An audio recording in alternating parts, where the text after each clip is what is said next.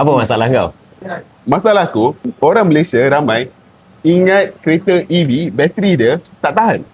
Bateri EV ni sebenarnya dia tahan sangat lama. How lama sangat lama? On average, Ha. 2% je dia akan degrade every year.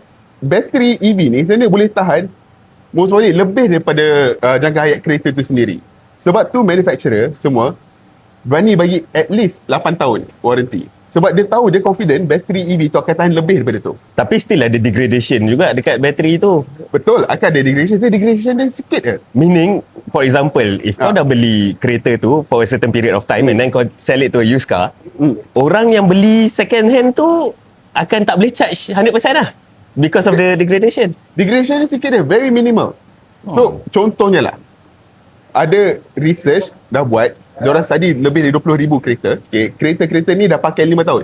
Even lepas 5 tahun, diorang dah clock in lebih daripada 200,000 kilometer. Still, battery health dia still between 80 to 90%. Which is Which is okay lagi lah. It's very good lah. Dia tak perlulah nak tukar bateri setiap 5 tahun ke apa. Kan? Dia bateri lifespan tu most probably tak perlu tukar pun. Sampai kereta tu dah habis pakai.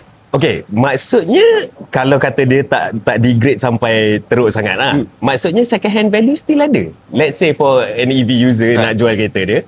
Sebab one of the conception yang orang ada on benda ni is kalau kau jual balik kereta EV, benda tu dah tak ada value. Betul ke? Ada je kereta ICE tak ada resale value. Ada kereta hybrid resale value tinggi. Ada kereta EV resale value dia tu lebih kurang sama je macam kereta ICE. So it all depend on supply and demand.